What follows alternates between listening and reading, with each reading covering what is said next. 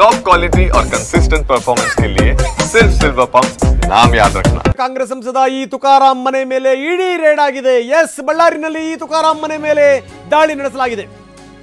ವಾಲ್ಮೀಕಿ ನಿಗಮ ಬಹುಕೋಟಿ ಹಗರಣದಲ್ಲಿ ಇವರ ಪಾತ್ರ ಇದೆ ಅನ್ನುವಂತ ಅನುಮಾನದ ಮೇಲೆ ಈ ದಾಳಿ ನಡೆಸಲಾಗಿದೆ. ವಾಲ್ಮೀಕಿ ನಿಗಮದ ಬಹುಕೋಟಿ ಹಗರಣದಲ್ಲಿ ಇವರ ಪಾತ್ರ ಇದೆ ಎನ್ನುವಂತ ಕಾರಣಕ್ಕೋಸ್ಕರ ಸಂಡೂರಿನಲ್ಲಿರುವಂತಹ ತುಕಾರಾಂ ಮನೆಯಲ್ಲಿ ಇಂಚಿಂಚು ಶೋಧ ಕಾರ್ಯಾಚರಣೆ ನಡೀತಾ ಇದೆ. ನಾರಾ ಭರತ್ ರೆಡ್ಡಿ, ಕಂಪ್ಲಿ ಗಣೇಶ್ ಮತ್ತೆ ಬೇರೆಯವರ ಮನೆಗಳ ಮೇಲೂ ಕೂಡ ಇಡಿ ಮುರಿದು ಬಿದ್ದಿದೆ. ಲೋಕಸಭಾ ಚುನಾವಣೆ ಸಂದರ್ಭದಲ್ಲಿ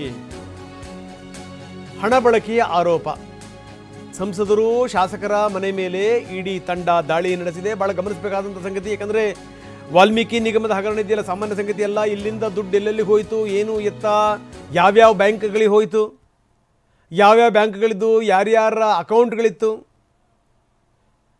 ಯಾರದನ್ನು ರಿಸೀವ್ ಮಾಡಿದ್ರು, ಒಂದಾ ಎರಡಾ ಸಂಗತಿಗಳು, ಒಂದೆರಡಲ್ಲ. ಇದು ವಾಲ್ಮೀಕಿ ನಿಗಮದ ಬಹುಕೋಟಿ ಹಗರಣ. ಇದಕ್ಕೆ ಸಂಬಂಧಪಟ್ಟಂಗೆ ಈ ತುಕಾರಾಂ ಮನೆ ಮೇಲೆ ದಾಳಿ ಮಾಡಲಾಗಿದೆ. ಕಂಪ್ಲಿ ಗಣೇಶ್ ಮನೆ ಮೇಲೂ ಕೂಡ, ನಾರಾ ಭರತ್ ರೆಡ್ಡಿ ಮನೆ ಮೇಲೂ ಕೂಡ ಕಾಂಗ್ರೆಸ್ ಸಂಸದರು ಮತ್ತು ಶಾಸಕರ ಮನೆಯ ಮೇಲೆ ಇಡಿ ರೇಡ್. ಬರೀ ನಮ್ಮ ಪ್ರತಿನಿಧಿ ವಿನಾಯಕ್ ಈಗ ನಮ್ಮೊಂದಿಗೆ ದೂರವಾಣಿ ಸಂಪರ್ಕದಲ್ಲಿದ್ದಾರೆ. ವಿನಾಯಕ್, ಭಾಳ ಗಮನಿಸಬೇಕಾದಂಥ ಸಂಗತಿ, ಯಾಕಂದರೆ ಇಲ್ಲಿಂದ ಹಣ ಎಲ್ಲಿ ಹೋಯಿತು ಏನು ಅನ್ನುವಂಥದ್ದು ಇದೆಯಲ್ಲ, ದೊಡ್ಡ ಸಂಗತಿ ಅದು. ಇದಕ್ಕೆ ಸಂಬಂಧಪಟ್ಟಂಗೆ ಒಬ್ಬ ಅಧಿಕಾರಿ ಕೂಡ ಆತ್ಮಹತ್ಯೆ ಮಾಡ್ಕೊಂಡಿದ್ದು, ಅದೆಲ್ಲ ಆದ ಮೇಲೇ ಇದೆಲ್ಲದೂ ಕೂಡ ಹೊರಗಡೆ ಬಂದಿದ್ದು. ಇದಕ್ಕೆ ಸಂಬಂಧಪಟ್ಟಂಗೆ ತುಕಾರಾಂ ಮನೆ ಮೇಲೆ ಇಡಿ ದಾಳಿ ನಡೆಸಲಾಗಿದೆ. ಕಂಪ್ಲಿ ಗಣೇಶ್ ಮತ್ತು ಭರತ್ ರೆಡ್ಡಿ ಅವರ ಮನೆಯ ಮೇಲೂ ಕೂಡ ಇಡಿ ರೇಡ್ ಆಗಿದೆ. ಏನಿದೆ ಹೆಚ್ಚಿನ ವಿವರ?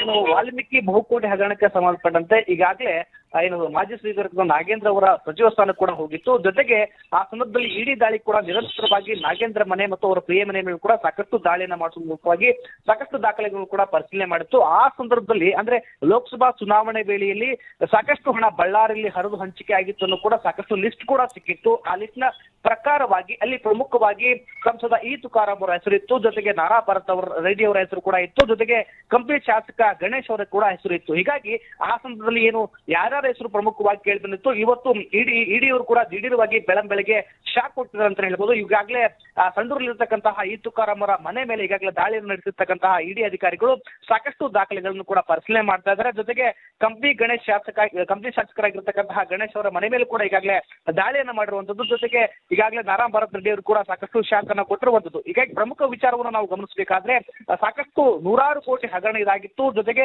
ಹಣ ಕೂಡ ಈಗಾಗಲೇ ವಾಪಸ್ ಬಂದ ಕೂಡ ಸಾಕಷ್ಟು ಸರ್ಕಾರ ಕೂಡ ಒಂದು ಡಿಪೆಂಡ್ ಮಾಡುವ ನಿಟ್ಟಿನಲ್ಲಿ ಕೂಡ ಸಾಕಷ್ಟು ಮಾತುಗಳು ಕೇಳಿ ಬರ್ತಾ ಇದ್ವು. ಆದ್ರೆ ಈಗ ಪ್ರಮುಖವಾಗಿ ಸಂಸದರ ಸ್ಥಾನಕ್ಕೂ ಕೂಡ ಎಲ್ಲೂ ಕೂತ್ ಬರುತ್ತನ್ನು ಕೂಡ ಸಾಕಷ್ಟು ಚರ್ಚೆ ಕೂಡ ನಡೀತಾ ಇರುವಂತದ್ದು. ಜೊತೆಗೆ ಈಗಾಗಲೇ ಇಡಿ ಅಧಿಕಾರಿಗಳು ಶಾಸಕರ ಮನೆ ಮತ್ತು ಆಫೀಸ್ ಕಚೇರಿಗಳು ಕೂಡ ಈಗಾಗಲೇ ಪರಿಶೀಲನೆ ಕೂಡ ಮಾಡ್ತಾ ಇದ್ದಾರೆ. ಜೊತೆಗೆ ಸಂಸದ ಈ ತುಕಾರಾಂ ಅವರನ್ನ ಬೆಂಗಳೂರಿರ್ತಕ್ಕಂಥ ನಿವಾಸ ಮತ್ತು ಸಂಡೂರಿನಲ್ಲಿರ್ತಕ್ಕಂಥ ನಿವಾಸ, ಜೊತೆಗೆ ಸಂಸದರ ಕಚೇರಿ ಕೂಡ ಈಗಾಗಲೇ ಬಂದು ಪರಿಶೀಲನೆ ಕೂಡ ಮಾಡ್ತಾ ಇದ್ದಾರೆ. ಅಂದ್ರೆ ಪ್ರಮುಖವಾಗಿ ಇಲ್ಲೇನಾದ್ರೂ ಮಹತ್ವವಾಗಿರ್ತಕ್ಕಂಥ ದಾಖಲೆಗಳು ಸಿಕ್ಕಾಗ ತುಕಾರಾಂ ಅವರನ್ನು ವಶಕ್ಕೆ ಪಡೆದು ವಿಚಾರಣೆ ಮಾಡುವುದು ಕೂಡ ಸಾಧ್ಯತೆ ಇರುವಂತದ್ದು. ಈಗಾಗಲೇ ಸುಮಾರು 15ಕ್ಕಿಂತ ಹೆಚ್ಚು ಅಧಿಕಾರಿಗಳು ಸಂಡೂರಿನಲ್ಲಿ ಬೀಡು ಬಿಟ್ಟಿದ್ದಾರೆ. ಜೊತೆಗೆ ಕಂಪ್ನಿಯಲ್ಲಿ ಕೂಡ ಬೀಡು ಬಿಡುವ ಮೂಲಕವಾಗಿ ಸಾಕಷ್ಟು ಕೂಡ ಪರಿಶೀಲನೆ ಕೂಡ ಮಾಡ್ತಾ ಇರುವಂತದ್ದು. ಹೀಗಾಗಿ ಇದು ಒಂದೇ ಎಲ್ಲೋ ಒಂದ್ ಕಡೆ ಇದು ಸಂಸದ ಸ್ಥಾನಕ್ಕೆ ಕೂತು ಬರುವಂತದ್ದು ಗ್ಯಾರಂಟಿ ಕೂಡ ಸಾಕಷ್ಟು ಚರ್ಚೆ ಆಗ್ತಾ ಇದೆ. ಎಷ್ಟೊತ್ತಿಗೆ ಎಷ್ಟು ಅಧಿಕಾರಿಗಳು ಇವ್ರ ಮನೆ ಬಾಗಿಲು ತಟ್ಟಿದ್ರು, ಎಷ್ಟು ಜನ ಅಧಿಕಾರಿಗಳು, ಜೊತೆಗೆ ಎಷ್ಟು ತಂಡಗಳು ಇವ್ರಿಗೆ ಸಂಬಂಧಪಟ್ಟಂತ ಮನೆಗಳು ಕಚೇರಿಗಳ ಮೇಲೆ ದಾಳಿ ಮಾಡಿವೆ? ವಿನಾಯಕ್, ಖಂಡಿತ ರಂಗನಾಥ್, ಈಗಾಗಲೇ ಬೆಳಿಗ್ಗೆ 6 ಗಂಟೆ ಸುಮಾರು 15 ಅಧಿಕಾರಿಗಳ ಒಟ್ಟಿಗೆ ಸಂಡೂರಿಗೆ ಬರ್ತಾರೆ. ಸಂಡೂರಿಗೆ ಬರುವ ಮೂಲಕವಾಗಿ ಅಲ್ಲಿ ಸುಮಾರು 5 ಅಧಿಕಾರಿಗಳ ತಂಡವನ್ನು ಮಾಡಿಕೊಂಡು 3 ಕಡೆ ದಾಳಿಯನ್ನು ಮಾಡ್ತಾರೆ. ಪ್ರಮುಖವಾಗಿ ಅವರ ಕಚೇರಿ ಮೇಲೆ, ಮತ್ತೊಂದು ಕಡೆ ಅವರ ನಿವಾಸದ ಮೇಲೆ ಅತಿ ಹೆಚ್ಚು ದಾಳಿಯನ್ನ ಈಗಾಗಲೇ ಮಾಡಿರುವಂತದ್ದು. ಜೊತೆಗೆ ಬಳ್ಳಾರಿ ಇರತಕ್ಕಂತಹ ಅವರ ಇನ್ನೊಂದು ಸಂಸದರ ಕಚೇರಿ ಮೇಲೆ ಕೂಡ ಈಗಾಗಲೇ ಬರುವಂತ ಕೂಡ ಸಾಧ್ಯತೆ ಇರುವಂತದ್ದು. ಜೊತೆಗೆ ಕಂಪ್ಲಿ ಶಾಸಕ ಗಣೇಶ್ ಅವರ ಮನೆ ಮತ್ತು ಅವರ ಕಚೇರಿ ಮೇಲೆ ಕೂಡ ಈಗಾಗಲೇ ದಾಳಿಯನ್ನು ಮಾಡಿರುವಂತದ್ದು. ಜೊತೆಗೆ ಶಾಸಕ ಭರತ್ ರೆಡ್ಡಿ ಅವರ ಬಳ್ಳಾರಿ ಇರತಕ್ಕಂತಹ 2 ನಿವಾಸಗಳು ಮತ್ತು ಅವರ ಕಚೇರಿ ಮೇಲೆ ಕೂಡ ಈಗಾಗಲೇ ಪರಿಶೀಲನೆ ಕೂಡ ಮಾಡ್ತಾ ಇರುವಂತದ್ದು. ಅಂದ್ರೆ ಪ್ರಮುಖವಾಗಿ ವಿಚಾರವನ್ನ ಗಮನಿಸಬೇಕಾದ್ರೆ ಇಲ್ಲಿ ಇಡಿ ಅಧಿಕಾರಿಗಳು ಯಾವುದನ್ನು ಕೂಡ ಬಿಡುವಂತೆ ಕಾಣ್ತಾ ಇಲ್ಲ. ಯಾಕಂತಂದ್ರೆ ಪ್ರಮುಖವಾಗಿ ದಾಖಲೆಗಳ ಒಂದ್ ನಿಮಿಷ ಹಾಗೆ ನೀವು ಸಂಪರ್ಕದಲ್ಲಿ ಬಹುಶಃ ಇದು ಇಲ್ಲಿಗೆ ನಿಲ್ಲಲ್ಲ. ಇದು ಬೆಳಗ್ಗೆ 15 ಅಧಿಕಾರಿಗಳ ತಂಡ ಏಕಾಏಕಿ ದಾಳಿ ಮಾಡಿತು. 5 ಅಧಿಕಾರಿಗಳ ತಂಡ 3 ತಂಡಗಳಾಗಿ 3 ಕಡೆ ದಾಳಿ. 3 ಅಧಿಕಾರಿಗಳ ತಂಡ 3 ಕಡೆಗೆ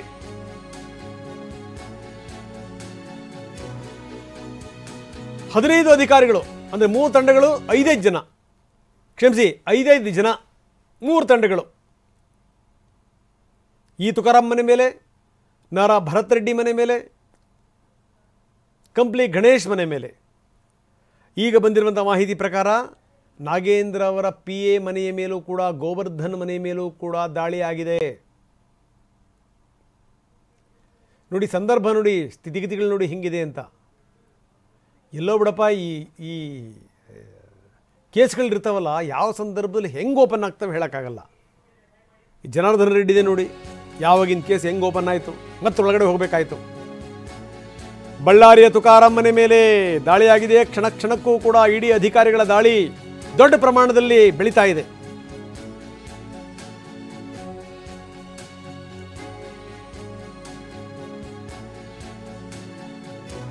ತುಕಾರಾಮ್ ನಿವಾಸದ ಮೇಲೂ ಕೂಡ ದಾಳಿ ಆಗುವಂಥ ಸಾಧ್ಯತೆ ಇದೆ ಅಂತ ಆಗಲೇ ದಾಳಿ ಆಗಿದೆ ಅಂತಂದ್ವಿ. ಇಲ್ಲ, ಇದಕ್ಕೆ ಸಿದ್ಧತೆಗಳು ಮಾಡ್ಕೊಳ್ತಾ ಇದ್ದಾರೆ. ಈಗ 3 ಜನರ ಮೇಲೆ, ಅವರ ಮನೆ ಮೇಲೆ ದಾಳಿ ಆಗಿರುವಂಥದ್ದು ಪಕ್ಕ.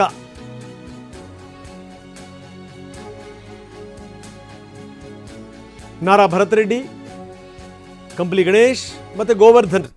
ಈಗ ತುಕಾರಾಮ್ ಮನೆ ಮೇಲೂ ಕೂಡ ಯಾವುದೇ ಕ್ಷಣದಲ್ಲಿ ದಾಳಿ ಆಗಬಹುದು. ಒಂದಾದ ಮೇಲೊಂದು ಇದಕ್ಕೆ ಸಂಬಂಧಪಟ್ಟಂಗೆ ವಿವರಗಳು ಬರ್ತಾ ಇವೆ. ಇದೇನು ಇದು ಇದು ಇದು ಕಡಿಮೆ ಶಾಖ, ಇದು ಕಡಿಮೆ ಶಾಖ. ಇದು ವಾಲ್ಮೀಕಿ ನಿಗಮದ ಬಹುಕೋಟಿ ಹಗರಣ ಎಷ್ಟರ ಮಟ್ಟಿಗೆ ಪ್ರತಿಧ್ವನಿಸಿತ್ತು ಅಂತಂತಂದರೆ, ಈ ಹಣ ಎಲ್ಲಿಂದ ಹೋಯಿತು, ಎಲ್ಲಿಗೆ ಹೋಯಿತು, ಏನು ಎತ್ತ, ಯಾರಿದರ ಸೂತ್ರಧಾರರು, ಇದ್ಯಾವುದು ಕೂಡ ಈಗ. ಯಾಕಂದರೆ ಈ ಹಣಕಾಸು ಇಲಾಖೆ ಕೂಡ ಮುಖ್ಯಮಂತ್ರಿಯವರ ವ್ಯಾಪ್ತಿಗೆ ಬರುತ್ತೆ. ಮುಖ್ಯಮಂತ್ರಿಗಳೇ ಹಣಕಾಸು ಸಚಿವರು.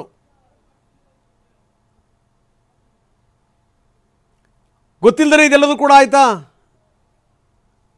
ಇದು ಸಂಗತಿ. ಇಷ್ಟೊಂದು ಹಣ ಹೋಗುತ್ತೆ ಅಂತಂತಂದರೆ ಏನದ ಅರ್ಥ, ಹೆಂಗೋಯ್ತು?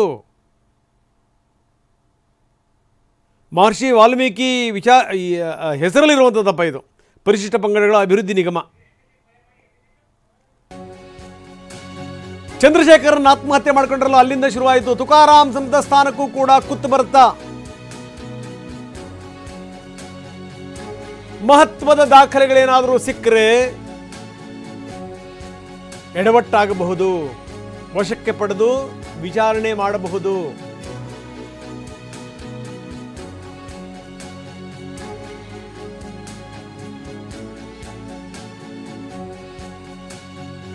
ಮಹತ್ವದ ದಾಖಲೆಗಳೇನಾದರೂ ಸಿಕ್ಕರೆ ಎಡವಟ್ಟಾಗುತ್ತೆ. ನೋಡಿ, ಚಂದ್ರಶೇಖರನ್ ಯಾವಾಗ ಸತ್ರು, ನಿಗಮದ ಅಧೀಕ್ಷಕ ಆತ್ಮಹತ್ಯೆ ಮಾಡಿಕೊಂಡ್ರು. ಅವರ ಆತ್ಮಹತ್ಯೆ ನಂತರ ಹಗರಣ ಬೆಳಕಿಗೆ ಬಂತು. ಅವರ ಪತ್ನಿ ನೇರವಾಗಿ ಹೇಳಿದ್ರು, ನನ್ನ ಗಂಡ ವಿಪರೀತವಾದಂಥ ಟೆನ್ಷನಲ್ಲಿದ್ದರು, ಈ ವ್ಯವಸ್ಥೆನೇ ನನ್ನ ಗಂಡನ ಕೊಂದು ಬಿಡ್ತು ಅಂತ. ಬರೀ ಚಂದ್ರಶೇಖರನ್ ಭ್ರಷ್ಟಾಚಾರದ ವಿವರಗಳನ್ನು ಮತ್ತು ಹಲವಾರು ಅಧಿಕಾರಿಗಳನ್ನು ಒಳಗೊಂಡಿರುವಂಥ ದೊಡ್ಡ ಸ್ಯೂಸೈಡ್ ನೋಟನ್ನು ಬರೆದಿಟ್ಟು ಹೋಗಿದ್ರು. ಇದು 187 ಕೋಟಿ ಮೊತ್ತದಲ್ಲಿ ಒಟ್ಟು 88 ಕೋಟಿ ಹಣವನ್ನು ನಿಗಮದ ಅಧ್ಯಕ್ಷರ ಗಮನಕ್ಕೂ ಬಾರದೇನೆ Union Bank of India MG ರೋಡಲ್ಲಿರುವಂಥ ಶಾಖೆ, ಅದಕ್ಕೆ ಅನಧಿಕೃತವಾಗಿ ಟ್ರಾನ್ಸ್ಫರ್ ಮಾಡಲಾಗಿತ್ತು. ಗಮನಿಸಬೇಕು ಈ ಸಂಗತಿಯನ್ನು.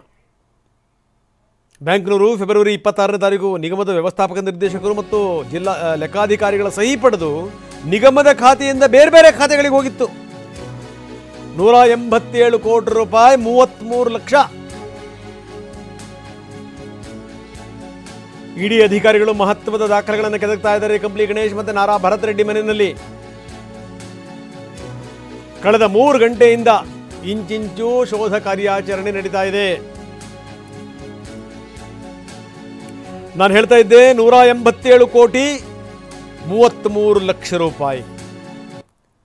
ಮಾರ್ಚ್ 4ನೇ ತಾರೀಕು 25 ಕೋಟಿ ರೂಪಾಯಿ, ಮಾರ್ಚ್ 6ನೇ ತಾರೀಕು 25 ಕೋಟಿ ರೂಪಾಯಿ, ಮಾರ್ಚ್ 21ನೇ ತಾರೀಕು 44 ಕೋಟಿ ರೂಪಾಯಿ, ಮಾರ್ಚ್ 22ನೇ ತಾರೀಕು 43.33 43 ಕೋಟಿ 33 ಲಕ್ಷ ರೂಪಾಯಿ, ಮೇ 21ನೇ ತಾರೀಕು 50 ಕೋಟಿ ರೂಪಾಯಿ ವರ್ಗಾವಣೆ.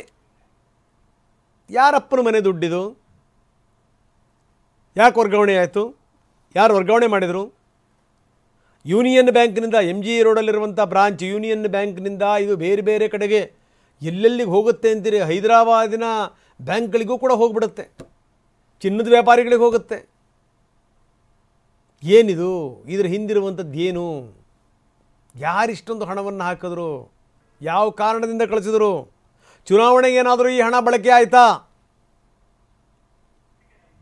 ಇದು ಈಗ ವ್ಯಾಪಿಸ್ಕೊಂಡಿದೆ. ಈಗ ನಾಗೇಂದ್ರ ತಲೆದಂಡ ಆಯಿತು, ತುಕಾರಾಮ್ ತನಕ ಬಂದಿದೆ, ಈ ಕಡೆಗೆ ಕಂಪ್ಲಿ ಗಣೇಶನ್ನು ವ್ಯಾಪಿಸ್ಕೊಂಡಿದೆ, ಈ ಕಡೆಗೆ ನಾರಾ ಭರತ್ ರೆಡ್ಡಿಯನ್ನು ವ್ಯಾಪಿಸ್ಕೊಳ್ತಾ ಇದೆ. ಇದಕ್ಕೆ ಸಂಬಂಧಪಟ್ಟಂಥವರೆಲ್ಲರೂ ಕೂಡ ಇದರ ವ್ಯಾಪ್ತಿಗೆ ಬರ್ತಾ ಇದ್ದಾರೆ. ಬರೀ ನಮ್ಮ ಪ್ರತಿನಿಧಿ ವಿನಾಯಕ್ ಈಗ ನಮ್ಮೊಂದಿಗೆ ಮತ್ತೆ ದೂರವಾಣಿ ಸಂಪರ್ಕದಲ್ಲಿದ್ದಾರೆ. ವಿನಾಯಕ್, ನಾನು ಹೇಳ್ತಾ ಇದ್ದೆ ಇದರ ಸಂಪೂರ್ಣ ಸ್ವರೂಪವನ್ನು, ಅಂದರೆ ಚಂದ್ರಶೇಖರನ್ ಈ ಭ್ರಷ್ಟಾಚಾರದ ವಿವರಗಳನ್ನೆಲ್ಲವನ್ನೂ ಕೂಡ ಡೆತ್ ನೋಟಲ್ಲಿ ಬರೆದಿಟ್ಟೇನು ಸತ್ತರಲ್ಲ, ಅದು ಅಲ್ಲಿಂದ ಶುರುವಾಯಿತು. ಈ 187 ಕೋಟಿ ರೂಪಾಯಿ ಎಲ್ಲಿಂದ ಹೋಯಿತು ಅಂತ ಅಲ್ಲಿ ತನಕ ಈ ತುಕಾರಾಮ್ ಅವ್ರ ಹೆಸರು ಕೇಳಿ ಬಂದಿದ್ರು ಕೂಡ ಅಷ್ಟೊಂದು ದೊಡ್ಡ ಪ್ರಮಾಣದಲ್ಲಿ ಇವ್ರ ಹೆಸರು ಚಾಲ್ತಿಯಲ್ಲಿ ಇರಲಿಲ್ಲ. ಹೀಗಾಗಿ ಏನು ಅಂತಂದರೆ ನಾಗೇಂದ್ರ ತಲೆದಂಡ ಆಯಿತು. ಮೊನ್ನೆ ಮುಖ್ಯಮಂತ್ರಿಗಳು ನಾಗೇಂದ್ರ ಅವ್ರನ್ನ ಮತ್ತೆ ವಾಪಸ್ ತೆಗೆದುಕೊಳ್ಳುವಂಥದ್ದು ನಿಶ್ಚಿತ ಅಂತಂದರು. ಆದರೆ ಇದು ನಡುವೆನೇ ಮತ್ತೊಮ್ಮೆ ಈ ದಾಳಿ ಆಗಿರುವಂಥದ್ದು. ಈಗ ನಾಗೇಂದ್ರ, ಈ ತುಕಾರಾಮ್, ಈ ಕಡೆಗೆ ಕಂಪ್ಲಿ ಗಣೇಶ್, ಆ ಕಡೆಗೆ ನಾರಾ ಭರತ್ ರೆಡ್ಡಿ ಎಲ್ಲರನ್ನು ಸೇರಿಸ್ಕೊಂಡು ಈ ವ್ಯಾಪ್ತಿಗೆ ತರಲಾಗಿದೆ. ಏನಂತೀರಿ?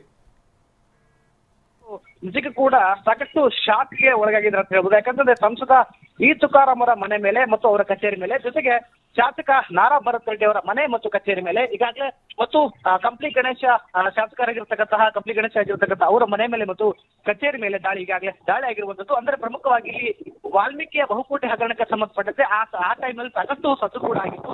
ಅದಾದಾಗ ಈಗಾಗಲೇ ನಾಗೇಂದ್ರ ಅವರ ಸಚಿವ ಸ್ಥಾನ ಕೂಡ ಹೋಗಿರುವಂತದ್ದು. ಜೊತೆಗೆ ಪ್ರತಿ ಬಾರಿ ಕೂಡ ಯಾವುದೇ ಬಹಿರಂಗ ಸಮಾವೇಶದಲ್ಲಿ ಕೂಡ ಸಿದ್ದರಾಮಯ್ಯ ಅವರಾಗಿರ್ಬೋದು ಮತ್ತು ಡಿ ಕೆ ಶಿವಕುಮಾರ್ ಆಗಿರ್ಬೋದು ಸಾಕಷ್ಟು ಬಾರಿ ಕೂಡ ಮತ್ತೆ ಮರಳಿ ನಾವು ನಾಗೇಂದ್ರ ಅವರ ಸಚಿವ ಸ್ಥಾನಕ್ಕೆ ಕೂಡ ಸಾಕಷ್ಟು ಕೂಡ ಚರ್ಚೆ ಆಗ್ತಾ ಇತ್ತು.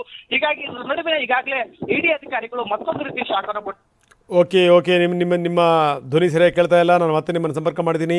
187 ಕೋಟಿ ರೂಪಾಯಿನಲ್ಲಿ 94 ಕೋಟಿ ರೂಪಾಯಿಗಳನ್ನು ಈ ರೀತಿ ವರ್ಗಾವಣೆ ಮಾಡಲಾಗಿತ್ತು. ಮಾರ್ಚ್ 4ನೇ ತಾರೀಕು 25 ಕೋಟಿ, ಮಾರ್ಚ್ 6ನೇ ತಾರೀಕು 25 ಕೋಟಿ, ಮಾರ್ಚ್ 21ನೇ ತಾರೀಕು 44 ಕೋಟಿ, 1-2 ಮಾರ್ಚ್ 22ರಂದು 43.33, ನಂತರ 43 ಕೋಟಿ 33 ಲಕ್ಷ, ಮೇ 21ನೇ ತಾರೀಕು 50 ಕೋಟಿ ರೂಪಾಯಿ, ಹೀಗೆ 187 ಕೋಟಿ ರೂಪಾಯಿ. ಅದರಲ್ಲಿ ಪ್ರಮುಖವಾಗಿ ಬಂದಿದ್ದು 94 ಕೋಟಿ ರೂಪಾಯಿಯ ಲೆಕ್ಕ ಇದೆಯಲ್ಲ ಅದು. ಇದಕ್ಕೆ ಸಂಬಂಧಪಟ್ಟಂಗೆ ಚಂದ್ರಶೇಖರನ್ ಮರಣಪತ್ರ ಬರೆದಿಟ್ಟು ಹೋಗ್ತಾರೆ, ನೀಟಾಗಿ ಬರೆದಿರ್ತಾರೆ. ಇದರಲ್ಲಿ ಯಾರ್ಯಾರದಿತ್ತು, ಏನು ಎತ್ತ, ಅದೆಲ್ಲದರ ವಿವರಗಳು. ಶಿವಮೊಗ್ಗದ ಕುವೆಂಪು ನಗರದಲ್ಲಿ ತಮ್ಮ ನಿವಾಸದಲ್ಲಿ ಅವರು ಆತ್ಮಹತ್ಯೆ ಮಾಡ್ಕೊಂಡ್ಬಿಡ್ತಾರೆ, ನೇಣು ಬಿಗಿದುಕೊಂಡು ಆತ್ಮಹತ್ಯೆ. ಅಂದರೆ 85 ಕೋಟಿ ರೂಪಾಯಿ, ಹೆಚ್ಚು ಕಡಿಮೆ 85ರಿಂದ 94 ಕೋಟಿ ರೂಪಾಯಿ ಅನ್ನುವಂಥದ್ದು ಏನಿದೆಯಲ್ಲ ಅದು 5 ಪುಟಗಳ ಡೆತ್ ನೋಟ್. ಯಾವಾಗ ಡೆತ್ ನೋಟ್ ಹೊರಗಡೆ ಬಂತು ಅಲ್ಲಿಂದ ಶುರುವಾಯಿತು ಇದು ಕತೆ. ಎಸ್, ನಮ್ಮ ಪ್ರತಿನಿಧಿ ವಿನಾಯಕ್ ಸಂಪರ್ಕದಲ್ಲಿದ್ದಾರೆ. ವಿನಾಯಕ್, ಮುಂದುವರಿಸಿ. ಓಕೆ, ಮತ್ತೆ ಅವ್ರನ್ನ ಸಂಪರ್ಕ ಮಾಡುವಂಥ ಪ್ರಯತ್ನ ಮಾಡ್ತೀನಿ. ಆದರೆ ಅದಕ್ಕಿಂತ ಮೊದಲು ಇನ್ನೊಂದಿಷ್ಟು ವಿವರಗಳನ್ನು ಕೊಟ್ಟು ಬಿಡ್ತೀವಿ. ಆ ಡೆತ್ ನೋಟಲ್ಲಿ ಏನಿತ್ತು, ಅದರಲ್ಲಿ ಈ ನಿಗಮದ MD ಪದ್ಮನಾಭನ್ ಅವರದ್ದು ವಿವರಗಳಿತ್ತು. ಪದ್ಮನಾಭದು, ಲೆಕ್ಕಾಧಿಕಾರಿ ಪರಶುರಾಮ್, ಯೂನಿಯನ್ ಬ್ಯಾಂಕ್ ಮ್ಯಾನೇಜರ್, ಇವರೆಲ್ಲರದ್ದು ಕೂಡ ಪಾತ್ರ ಇದೆ ಅಂತ ಸ್ಪಷ್ಟವಾಗಿ ಬರೆದಿಟ್ಟು ಸತ್ತು ಹೋಗಿದ್ದರು. ಸ್ಪಷ್ಟವಾಗಿ ಬರೆದಿಟ್ಟು ಆತ್ಮಹತ್ಯೆ ಮಾಡಿಕೊಂಡಿದ್ದರು ಚಂದ್ರಶೇಖರನ್. ನಿಗಮದ ಅಧೀಕ್ಷಕರು ಚಂದ್ರಶೇಖರನ್ ಅವರ ಪತ್ನಿ ಸಾರಿ ಹೇಳಿದ್ರು, ವ್ಯವಸ್ಥೆ ನನ್ನ ಗಂಡನ್ನು ಕೊಂದುಬಿಡ್ತು, ಸ್ಯೂಸೈಡ್ ಮಾಡಿಕೊಳ್ಳಲಿಕ್ಕೆ ಕಾರಣನೇ ಅಧಿಕಾರಿಗಳು, ಸಂಬಂಧಪಟ್ಟಂಥ ಮಂತ್ರಿಗಳ ಪಾತ್ರ ಇಲ್ಲದೇ ಆಗತ್ತಾ ಅನ್ನುವಂಥ ಪ್ರಶ್ನೆ ಇದ್ದಿತ್ತು. ಹೋಲಿ ಮುಖ್ಯಮಂತ್ರಿಗಳ ಗಮನಕ್ಕೆ ತರದೇ ಈ ರೀತಿ ಹಣವನ್ನು ಟ್ರಾನ್ಸ್ಫರ್ ಮಾಡ್ತಾರಾ ಅನ್ನುವಂಥ ಪ್ರಶ್ನೆ ಬಂದಿತ್ತು. ಬೆಳಬೆಳಗ್ಗೆ ಬಾಗಿಲು ತಟ್ಟಿದ ಶಬ್ದ, ತುಕಾರಾಮ್ ಕಣ್ಣು ಉಜ್ಜಿತ ಬಂದು ಬಾಗಿಲು ತೆಗೆದ್ರು. 15 ಅಧಿಕಾರಿಗಳ ತಂಡ ಒಳಗಡೆ ಪ್ರವೇಶ ಮಾಡಿತು. ಶಾಕ್ ಹೊಡೆದೋದ್ರು ಒಂದು ಲೆಕ್ಕದಲ್ಲಿ ತುಕಾರಾಮ್ ಅವ್ರನ್ನ ಭಾಳ ಸರಳ, ಸಂಪನ್ನ, ಸಜ್ಜನ. ಯಾಕಂದ್ರೆ ಅವ್ರು ಬೆಳೆದು ಬಂದಿರೋ ರೀತಿ ಇದೆಯಲ್ಲ ಅದು ಕೂಡ, ಅದ್ರ ಬಗ್ಗೆ ನಾವು ಹೇಳ್ತೀವಿ. ಆದರೆ ಇದರಲ್ಲಿ ಯಾರ್ಯಾರದ ಲಿಂಕ್ ಇದೆ, ಯಾರ್ಯಾರ ಪಾತ್ರ ಇದೆ, ವಿನಾಯಕ್ ನಮ್ಮ ಜೊತೆ ಸಂಪರ್ಕದಲ್ಲಿದ್ದಾರೆ. ವಿನಾಯಕ, ತಾವು ಹೇಳ್ತಾ ಇದ್ರಿ, ಮುಂದುವರಿಸಿ. ಖಂಡಿತವಾಗಿ ರಘುನಾಥ, ಪ್ರಮುಖವಾಗಿ ಇಲ್ಲಿ ಬಹುಕೋಟಿ ಹಗರಣಕ್ಕೆ ಸಂಬಂಧಪಟ್ಟಂತೆ ಈ ಹಿಂದೆ ಕೂಡ ನಾಗೇಂದ್ರ ಅವರ ಮನೆ ಮೇಲೆ ದಾಳಿ ಮಾಡಿ ಸಾಕಷ್ಟು ಇಂಚಿಂಚು ಕೂಡ ಅಧಿಕಾರಿಗಳು ಪರಿಶೀಲನೆ ಕೂಡ ಮಾಡಿದ್ರು. ಅಂದ್ರೆ ಲೋಕಸಭಾ ಚುನಾವಣೆ ಸಂದರ್ಭದಲ್ಲಿಯೇ ಸುಮಾರು 100ಕ್ಕೂ ಹೆಚ್ಚು ಕೋಟಿ ಈಗಾಗಲೇ ಸಾಕಷ್ಟು ಬೇರೆ ರೀತಿಯಲ್ಲಿ ಅಂದ್ರೆ ಮದ್ಯದ ಅಂಗಡಿಗಳಿಗಾಗಿರ್ಬೋದು, ರೈತರ ಅಕೌಂಟ್ಗಳಿಗಾಗಿರ್ಬೋದು ಮತ್ತು ಬೇರೆ ಬೇರೆ ಬೇಕರಿ ಅಂಗಡಿಗಳಾಗಿರ್ಬೋದು, ಈ ರೀತಿಯಾಗಿ ಸಾಕಷ್ಟು ಹಣವನ್ನ ಟ್ರಾನ್ಸ್ಫರ್ ಕೂಡ ಮಾಡಿರುವಂತದ್ದು. ಜೊತೆಗೆ ಆ ಎಲ್ಲವನ್ನು ಆಧಾರವಾಗಿ ಇಟ್ಟುಕೊಂಡಿರ್ತಕ್ಕಂಥ ಅಧಿಕಾರಿಗಳು ಬಳ್ಳಾರಿಯಲ್ಲಿಯೇ ಬಂದು ಪ್ರಮುಖವಾಗಿ ಸಾಕಷ್ಟು ರೈತರ ಮನೆಗಳಿಗೂ ಕೂಡ ವಿಸಿಟ್ ಮಾಡಿದ್ರು. ಅಲ್ಲಿ ಕೂಡ ಪರಿಶೀಲನೆ ಮಾಡಿ ಅಲ್ಲಿ ಕೂಡ ದಾಳಿಯನ್ನ ಮಾಡ್ತಾ ಇದ್ರು.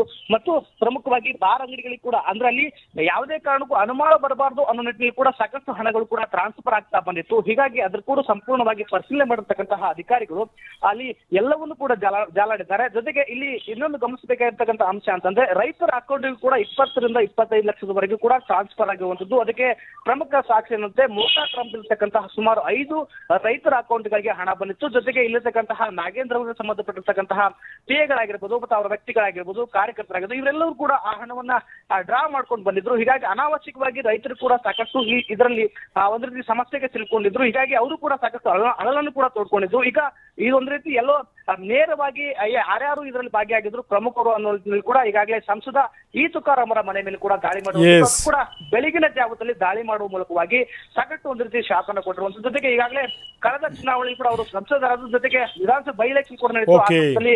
ಅವರ ಪತ್ನಿ ಕೂಡ ವಿನಾಯಕ್ ನೀವು ಹಾಗೆ ನೀವು ಸಂಪರ್ಕದಲ್ಲಿ ಇನ್ನಷ್ಟು ನಾನು ಮಾತಾಡ್ತೀನಿ ನೋಡಿ. ಇದು CBI ಹೋಯಿತು. CBI ಒಂದಿಷ್ಟು ಜನರನ್ನು ವಶಕ್ಕೆ ಪಡೆದು ವಿಚಾರಣೆಯನ್ನು ಮಾಡ್ತು. SIT ತನಿಖೆಯನ್ನು ಶುರು ಮಾಡ್ತು. ಕೆಲವರನ್ನು ವಶಕ್ಕೆ ಪಡೆದು ವಿಚಾರಣೆ ಮಾಡ್ತು. ಈಗ ED ತನಕ ಬಂದಿದೆ. ಬೆಳಗ್ಗೆನೇ 4 ಜನರ ಮನೆಯ ಬಾಗಿಲನ್ನು ತಟ್ಟಲಾಗಿದೆ. ಅಂದರೆ ಇದು ಮತ್ತೆ ಇದಕ್ಕೆ ಒಂದಿಷ್ಟು ಜೀವ ಬಂತು. ಮತ್ತೆ ಇದು ದೊಡ್ಡ ಪ್ರಮಾಣದಲ್ಲಿ ವ್ಯಾಪಿಸ್ಕೊಂಡ್ರೂ ಕೂಡ ಅಚ್ಚರಿ ಇಲ್ಲ.